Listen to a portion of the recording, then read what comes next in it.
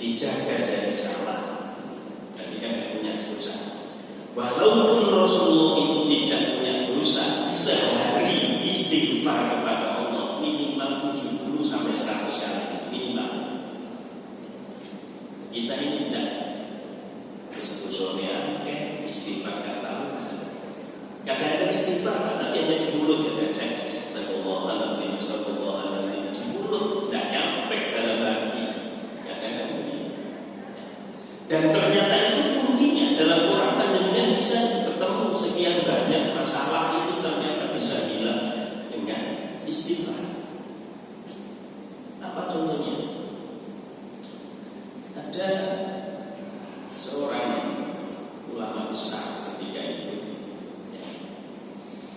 Ketika ada orang nanya ke beliau, mesti dijawab alaika bil istighfar. Jadi ada jamaah yang ngeluh ke beliau, gara-gara ekonomi saya seret. Apa jawabannya? Alaika bil istighfar, perbanyak istighfar. Terus ada lagi yang nanya, keluarga saya sakit, tidak sembuh-sembuh. Apa jawabannya? Alaika bil istighfar, perbanyak istighfar. Kemudian ada lagi orang datang, saya sudah sekian puluh tahun nikah, tidak punya anak. Apa jawabannya? Alaika bil istighfar. Disuruh istighfar.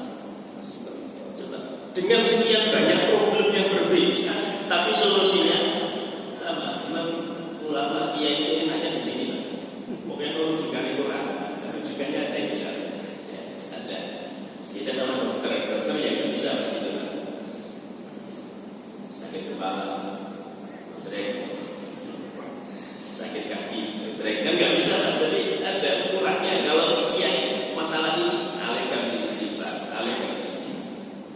Kenapa? Karena di dalam Quran begitu, Pak. Yursilis sama alaikum midror, wa yumdidkum bi amwalin wa banin, wa yaj'al lakum jannatin wa yaj'al lakum anhar. Dikatakan begitu karena memang dengan istighfar itu Allah akan menurunkan rezeki dari langit. Allah akan memberikan kita amwalin wa banin. Amwal itu batin itu anak-anak.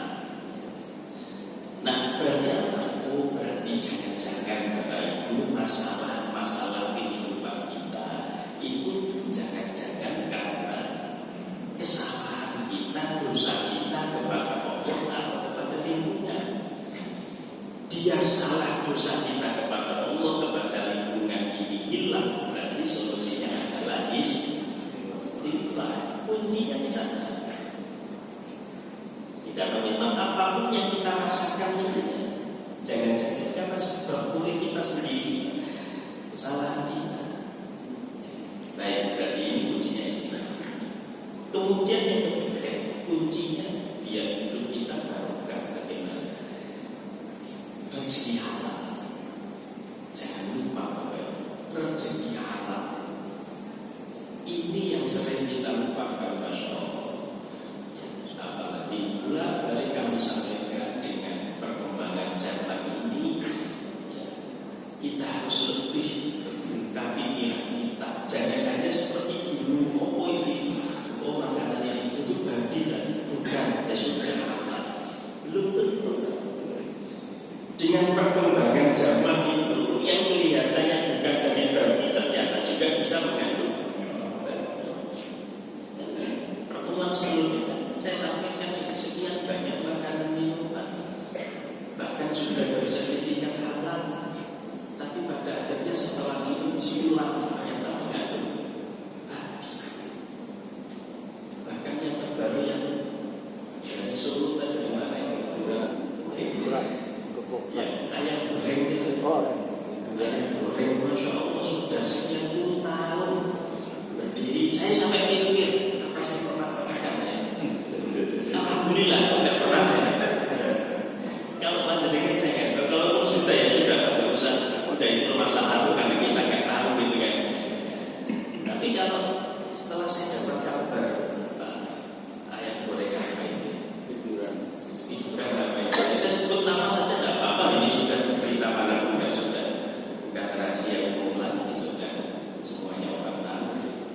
sekian puluh tahun. Ya memang bisa jadi ayamnya halal, tapi kan itu kan tidak hanya ayam, di situ ada kremesnya.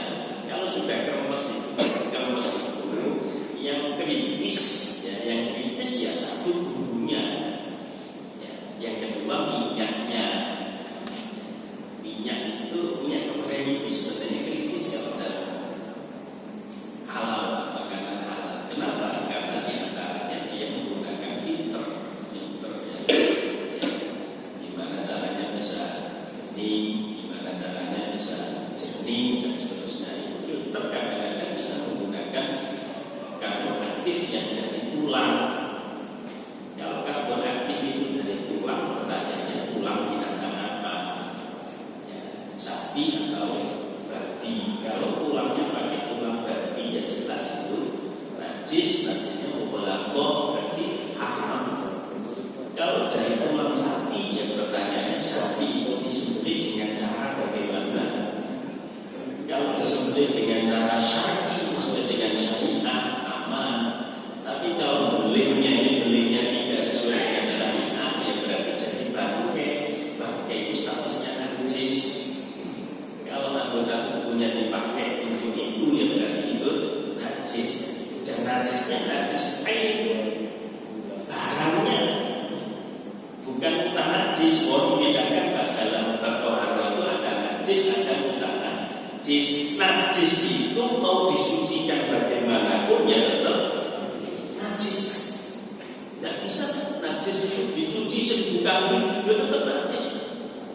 Yang kotoran kucing itu sudah padat kayak batu, padat. Panjenengan cuci bagaimanapun statusnya tetap najis. Itu najis.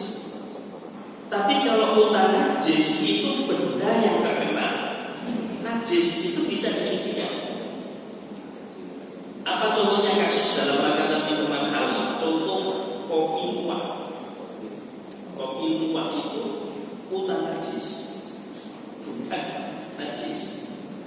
Ya itu tahun berapa itu? Waktu itu saya jadi komisi fatwa di MUI Jawa Timur itu sempat ramai, termasuk Jawa Timur, termasuk pertama kali yang termasuk yang ada beberapa MUI yang juga memanfaatkan. Ketika itu MUI yang lain masih agak ragu ini apa kopi luwak ini. Layak dipertanyakan karena memang kopi luwak itu keluar dari pencernaannya kemudian lewat dulurnya keluar. Tapi ternyata setelah mendatangkan sekian banyak ahli, ya ternyata yang dimakan itu hanya kulit luarnya. Dan umpama itu ditanam lagi, katanya ahlinya biologi, saya enggak ahlinya, katanya itu masih bisa tumbuh lagi. Oh, kalau seperti itu berarti itu bukan najis tapi mutan najis. Kalau mutan najis berarti bisa disucikan. Kalau bisa disucikan maka berarti bisa menjadi halal. Ya, itu benda yang najis. Ini contohnya dalam kopi luwak. Jadi masya Allah kebesaran Allah. Saya pernah audit di daerah Banyuwangi, Lumajang, pegunungan. Kopi luwak itu memang kebesaran Allah. Luwak itu bisa mencari mana kopi yang enak. Jadi jangan salah paham, kopi luwak itu bukan karena di dalam pencernaan luwak sudah tercampur dengan benda-benda lain dan sebagainya. Bukan karena itu, tapi ternyata luwaknya ini bisa mencari mana kopi-kopi yang berkualitas tinggi. Jadi bukan karena fermentasi yang di dalam pencernaannya luwak. Makanya ketika saya lihat masya Allah, Allah itu begitu besar. Saya di kopi kadang-kadang di mana kopinya berkualitas. Luwak itu nggak pernah minum kopi. Ngerti mana kopi yang berkualitas. Nah itu pagi yang malam disebar, ya. Luwaknya disebar makan. Terus kemudian pagi begini petugas saya itu lihat di kandangnya luwak itu sudah banyak kotoran-kotoran ya. Di antara kotoran itulah ada kopinya. Dan itu melalui proses panjang, bukan terus diambil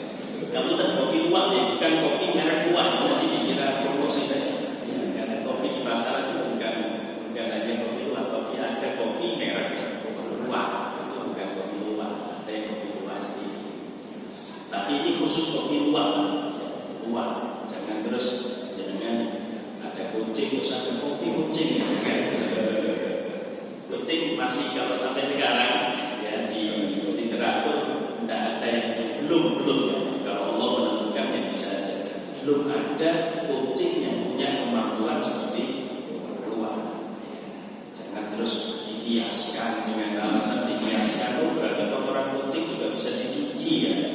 Bisa, itu butuh kajian yang mendalam. Nah, hadirin hadirat rahimahullah, rezeki halal itu menjadi kunci kita hidup berkah. Makanya di awal tadi saya sampaikan, kita jangan hanya mempertimbangkan duniawi. Halal haram ini persoalan prinsip itu jelas Pak. Ya ayyuhan nas kulu mimma fil ardi halalan thayyiban. Yang dipanggil itu bukan hanya orang beriman, tapi manusia. Ini menunjukkan apa? Oh berarti penting. Bukan hanya orang beriman, bukan hanya orang Islam, tapi semua manusia. Kalau sudah semua manusia, berarti ini menunjukkan apa? Oh memang halal haram itu sebenarnya kebutuhan kita, persoalan prinsip. Tidak bisa kemudian kita, oh yang prinsip itu kan sholat saja. Tidak. Sholat kita itu loh Bapak Ibu, joget-joget, bahasanya joget-joget, tapi ini dimakan itu haram, percuma. Rasulullah sudah menceritakan begitu. Ada orang yang begitu tekun minta kepada Allah, ya Rabbi, ya Rabbi. Begitu semangat ibadahnya, berdoa kepada Allah. Tapi wa mat'amuhu haramun, makanannya campur haram. Wa mashrabuhu haramun, minumannya masih campur haram. Wa malbasuhu haramun, bajunya dibeli dari rezeki yang haram. Rasulullah ibn orang itu fa'anna yustajab bidzalik. Bagaimana bisa doa orang seperti itu dikabulkan oleh Allah? Dan sama sholat itu secara bahasa artinya doa. Jadi sholat itu secara bahasa artinya doa. Makanya di dalam sholat itu penuh dengan doa. Ya kalau kemudian sholat kita ini tekun, tapi makanan kita campur haram, minuman kita campur haram, rezeki kita campur haram, jangan-jangan masuk kategori yang disindir oleh Rasulullah. Bagaimana bisa diterima sholat kita? Makanya sekali lagi Bapak Ibu, mari kita berupaya semaksimal mungkin sesuai dengan kemampuan kita menjaga diri kita dari makanan minuman, termasuk rezeki yang diharamkan oleh Allah. Ada pertanyaan nanti Bapak Ibu kalau ada? Allah.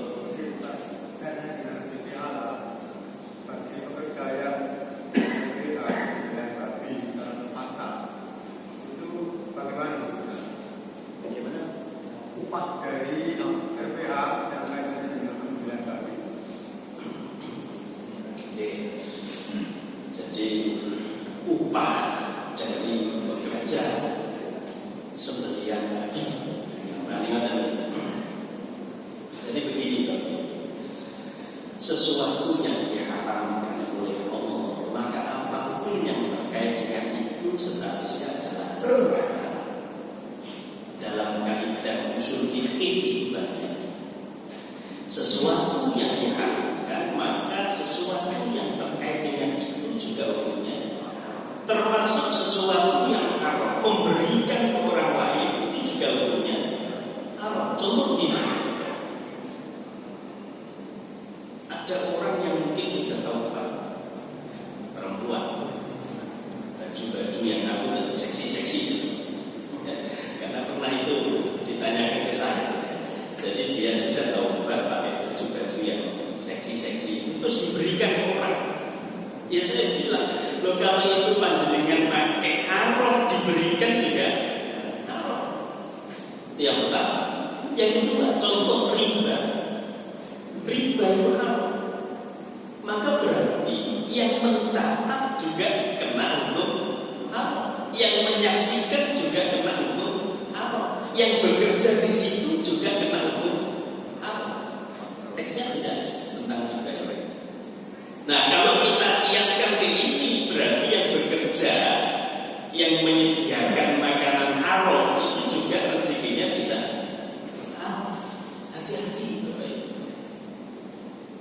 Ustaz, tapi kalau saya nggak bekerja di sini nanti saya nggak dapat penghasilan. Nah, apa sudah mencoba? Kadang-kadang kita ini kan merasa pesimis belum coba. Ini sering kok terjadi seperti ini. Ya, sering terjadi begitu. ini kami sering mengkonsultasikan itu. Ya, pernah mengkonsultasikan, dia bilang, Pak, saya ini kerja di rentenir riba, kan sudah jelas kalau rentenir. Lu terus tujuan apa? Ya, saya hanya ingin melihat praktek dari rentenir itu bagaimana. Kalau hanya tujuan itu untuk mengkaji, it's okay, tidak masalah. Kalau dalam rangka mencari bagaimana prakteknya, terus yakin dia itu nanti solusinya bagaimana, karena dia orang ekonomi syariah. Ya. Tapi kalau ternyata kamu bekerja di situ dalam rangka mencari gaji atau rezeki di situ, ya itu masuk kategori haram. Karena pekerjaannya sudah jelas haram. Kita nanti kalau saya sudah mendapatkan info yang jelas, tegas, saya akan keluar dari situ. Ya kalau seperti itu tidak masalah dalam rangka mengkaji. Karena begini Bapak Ibu, mengkaji sesuatu, kalau kita ingin mendapatkan solusi dari sesuatu, ya harus kita kaji sesuatu itu. Atau bahasa sederhananya begini, kalau kita ingin mengalahkan sesuatu, ya pelajari sesuatu itu. Kita nggak akan bisa mengalahkan, Pak, kalau kita nggak ngerti tentang sesuatu itu. Kalau kita ingin mengalahkan ekonomi kapitalis, dia pelajari kelompok kapitalis itu, cari celahnya. Maka jangan heran ada orang-orang barat yang belajar Islam, tapi bukan dalam rangka keimanan, tapi dalam rangka ingin mencari kelemahan Islam. Orientalis, orang-orang Belanda itu sudah biasa dengan cara seperti itu. Jadi dia mempelajari Islam dalam rangka mencari kelemahan Islam, atau dalam rangka mengambil umbar dan lain sebagainya. Nah, sehingga kalau kita ingin mengalahkan sesuatu, ya pelajari sesuatu itu. Jadi kalau memang itu jelas pekerjaan yang haram, ya berarti hasilnya juga haram. Ada lagi mungkin? Ya, tangan dulu tadi. Monggo.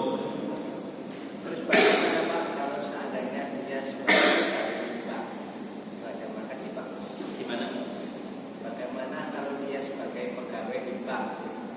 Pegawai di bank ini, ya, hadirin Allah, memang ini pertanyaan yang berat dan sampai sekarang belum ada kata sepakat. Ya, belum ada kata sepakat apakah betul itu yang selain saya, apakah bunga bank itu riba atau tidak. Di kalangan ulama terjadi perdebatan pendapat. Ada yang mengatakan bunga bank itu bagian dari riba. Ada yang mengatakan bunga bank itu bukan bagian dari riba. Ketika kita mengatakan bunga bank itu bagian dari riba, ya berarti itu bagian dari keharaman. Berarti bekerja di sana juga termasuk haram. Tapi kalau dia mengatakan bunga bank itu bukan bagian dari riba, ya berarti tidak masalah. Hanya sekarang begini, karena saya orang ekonomi syariah, sering saya sampaikan solusinya bagaimana? Ya solusinya ya bank syariah sebetulnya. Tapi saya belum bisanya kenapa? Ya karena memang saya transaksinya di sini. Kalau pakai syariah ini kayaknya belum bisa. Ya, karena customer saya semua pakai ini. Oh berarti itu dalam kondisi darurat. Darurat itu ya bagaimana maqasid syar'i yang 5, hifdzul mal, hifdzul nafs, hifdzul din, hifdzul nasl, hifdzul akal 5, memelihara jiwa, memelihara harta, memelihara agama, memelihara keturunan, memelihara akal 5. Ini kalau jadi pertimbangan betul itu masuk darurat. Tapi al-daruratu yuqaddaru biqadariha, darurat itu ada ukurannya.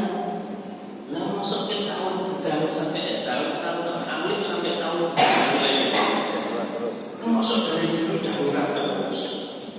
Darurat itu ada ukurannya. Maka berarti ya kita harus berupaya. Makanya sampai sekarang belum ada kata sepakat.